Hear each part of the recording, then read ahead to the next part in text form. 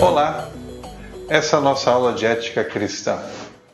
Que Deus abençoe sua vida, que você possa aprender bastante esse assunto relacionado à palavra de Deus, muito importante para as nossas vidas. Que Deus te abençoe, boa aula, que você aprenda bastante, em nome de Jesus. Ética cristã. Estuda os princípios que regem as ações dos cristãos frente às questões sociais. O ser humano vive em sociedade e ele precisa tomar decisões entre certo e errado, entre bem e mal, em relação à sua vida em sociedade. Objetivos dessa matéria: que você possa compreender uma filosofia básica dos princípios e normas da ética cristã. Outra coisa, que te possa ajudar a refletir sobre o posicionamento mais coerente com as Escrituras Sagradas nas questões mais polêmicas que envolvem a ética cristã. E também entender a necessidade de interpretar corretamente as Escrituras Sagradas para preparar melhor a igreja em relação às situações da ética, nos desafios éticos. A ética cristã, ela envolve decisões. Essa palavra é uma palavra-chave para você compreender essa matéria e como funciona a ética cristã, a ética bíblica. Todos nós vamos tomar diariamente dezenas de decisões. Dezenas, centenas, talvez até milhares de decisões. Nós fazemos escolhas que têm a ver com a nossa vida individual, com a vida, por exemplo, de uma empresa, da igreja, a nossa vida na nossa família, enfim, a vida dos nossos semelhantes.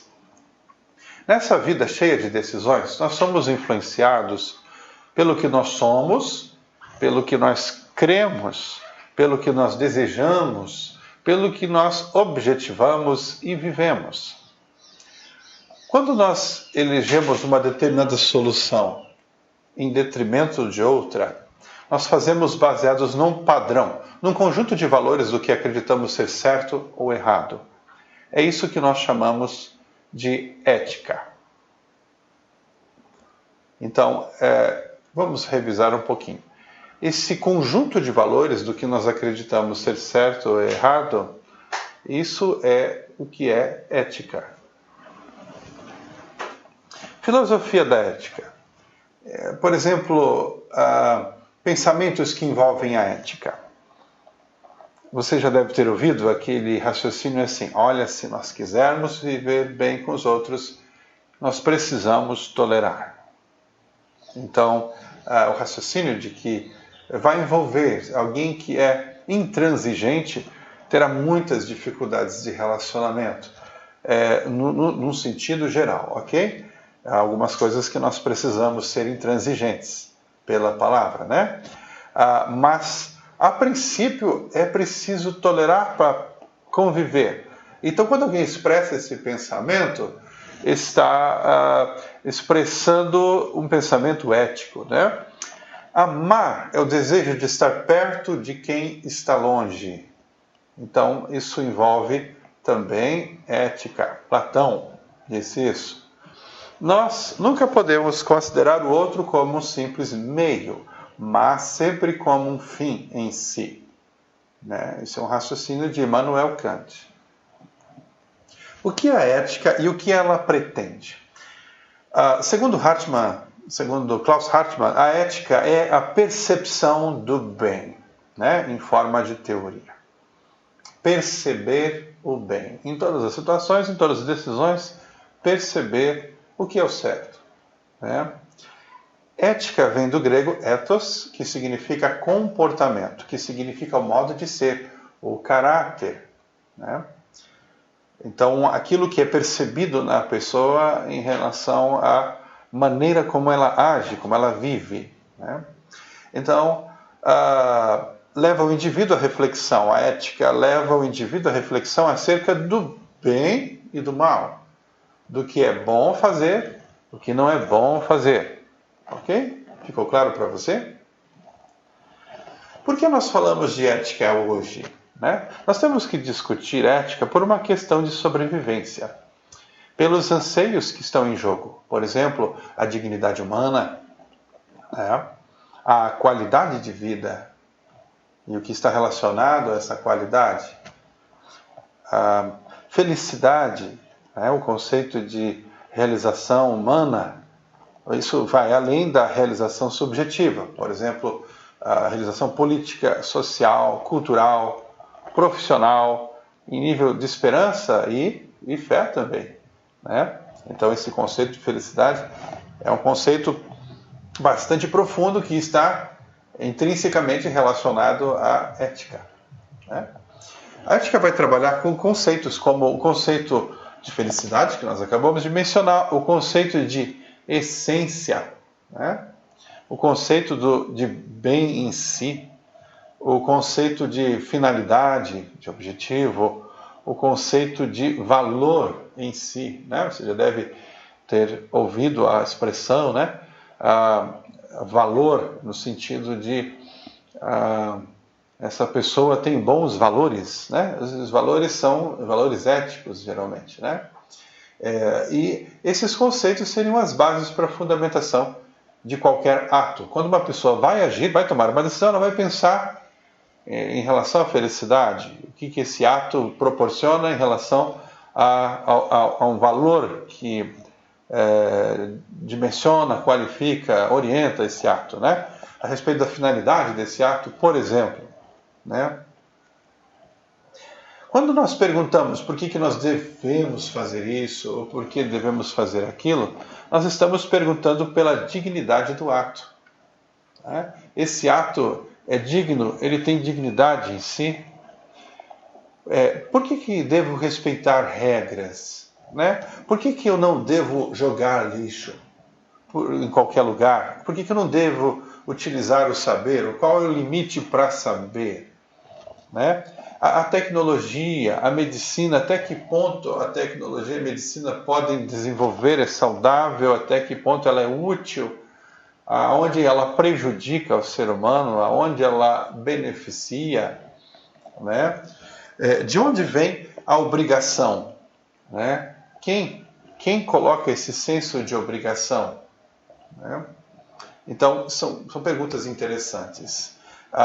A ética também, ela vem do hábito. Por quê? Porque a constância de uma decisão, ela vai gerar a subsídio, né? Assim, quando uma pessoa diz, eu já vi isso, já tive que tomar uma decisão muito parecida.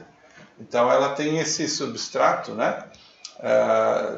Do hábito de decisão. Isso também se torna... Eu sempre pensei assim e agi assim. Sempre decidi dessa forma. Isso também tendencia, na hora de uma decisão, também influencia a ética pessoal, né? Expressando dessa forma. De onde vem a consciência moral? Então, nós vamos pensar um pouco mais sobre esse assunto, porque eu consulto minha consciência também para agir, a maioria das vezes, né? Assim, a consciência moral, a consciência de bem e mal que está dentro de mim. Então, de onde vem essa consciência moral? Na vida nós precisamos tomar decisões, e na medida em que nós fazemos isso, nós somos questionados pela nossa consciência sobre se as decisões foram boas ou más, por exemplo, né? Nós refletimos. Por isso a consciência moral está ligada ao conceito também de responsabilidade. Olha, outro conceito muito fortemente ligado à ética. Tudo isso deve estar direcionado em relação a tudo e a todos, homens e natureza. Homem, por exemplo, está vinculado à questão da educação. A natureza, a ecologia, a preservação da natureza diante da possibilidade de destruição. A técnica, né? O cuidado diante dos poderes da técnica, né? Tecnologia. Ciência. Estabelecer os limites das ambições da ciência, seus pressupostos antiéticos. Para a ética, nem tudo que ela pode fazer deve ser feito. Os modelos éticos que nós temos, né? Da onde vem, assim, para a humanidade, para as pessoas, para a maioria dos seres humanos, né? Para a vida em sociedade, de onde vem os modelos éticos que são utilizados. Na ética grega, alcançar o mais alto nível de realização do bem indica atingir o mais alto nível de sabedoria. Então, a preocupação dos gregos, né, você já viu, filosofia, da sabedoria. E esse conceito ético de sabedoria, o mais alto nível da realização do bem, né, está diretamente ligado ao conceito da ética grega. Por outro lado, na prática da vida, o termo sabedoria vai sendo substituído na ética grega por uma outra palavra, a palavra horonesis, né? A sabedoria prática, que quer dizer um bom senso concreto, um saber vivo, uma habilidade para viver. É muito interessante porque aqui se aproxima do conceito lá de Provérbios, né? A Bíblia sempre se adianta, é muito interessante. A palavra para sabedoria em Provérbios é chokhmah. Essa palavra hebraica significa sabedoria, mas sabedoria prática, sabedoria para viver, para tomar boas decisões, bons cursos de ação. Então, não é algo filosófico, né? Aliás, o pensamento da língua hebraica todo o tempo ele é prático, né? Você percebe isso na escritura. Uma habilidade para viver, um equilíbrio moral. Então, a palavra horonesis, né? A sabedoria prática, ela foi sendo cada vez mais preponderante, né, em relação ao termo sabedoria sofia, né? Muito interessante isso aí. É um equilíbrio moral, um princípio de ação sereno e profundo. Perceba, só mais uma ênfase aí, um princípio de ação, sabedoria prática. A palavra prudência significa evitar riscos. Por exemplo, é saudável estabelecer limites no uso da tecnologia. A bioética vai trabalhar isso. Quais são os limites para a clonagem de seres vivos? Quais são os limites para a modificação genética? Quais os riscos biológicos da modificação do DNA de um vírus ou de uma bactéria? No caso da bactéria é RNA. Né? Quais os potenciais riscos de modificação do DNA de uma planta usada na alimentação humana? Outro exemplo claro da horonesis, né, um bom senso concreto, é a necessidade do exercício ético da política ou a maneira correta de acontecerem as relações familiares. Né? A ética da salvação também vai influenciar no pensamento ético da sociedade moderna, né, no pensamento ético moderno. A ética da salvação ela vai ser elaborada durante a Idade Média, assim denominada por ter interpretado a ética grega do ângulo teológico, dando precedência à vida eterna. Então o objetivo não é somente o bem, mas o objetivo é, além do bem, a vida eterna. Né? O bem supremo é a vontade de Deus. Está diretamente relacionado a Deus. Para Aristóteles, o objetivo da moral é a ação dos homens. Para Tomás de Aquino, que vai fazer essa leitura de Aristóteles, trazendo ali o ângulo teológico, né? Enfatizando assim, né? Então, o fim do homem, o objetivo do ser humano, não se encontra na relação com outro ser humano. Não é a melhor maneira de agir apenas com outro ser humano, mas principalmente a melhor maneira de agir em relação a Deus, na pessoa divina, no sentido de uma natureza espiritual que o ser humano tem, que deve levar em conta isso quando toma suas decisões. Ou seja, Deus é o modelo da ação. Deus é o perfeito bem, ou deve ser a inspiração para o agir do homem, sempre e todas as vezes, né? A ética social protestante, na era moderna, tem o propósito de fixar critérios para a incorporação de princípios morais na sociedade, já que não admite mediações. A moralidade é definida pela noção protestante a respeito da maneira certa de se viver e agradar a Deus. Por exemplo, a ética dos puritanos, interessante citar, como eles entendiam a noção bíblica de santidade, relacionada principalmente à maneira de comportar-se. Então, a base do pensamento ético social protestante seria a maneira de viver dos protestantes, aquilo que eles estabeleceram, dizendo a partir da Bíblia, a maneira de comportar-se em sociedade, né? Todo o conjunto de preceitos morais que protestantes dessa época, da Era Moderna, assumiram como padrão de viver, né? Então, assim, eu teria um pouco da questão para nós hoje, né, quando a gente conversa sobre isso, de quando a gente tem aquela discussão a respeito de estas coisas são usos e costumes, né, colocar regra em relação à roupa, né, não respaldando toda a maneira de vestir, né, como maneira correta, mas a questão de que às vezes nós vemos que enfatizar demais essas questões de roupa, vestuário, cabelo, barba ou não barba, né?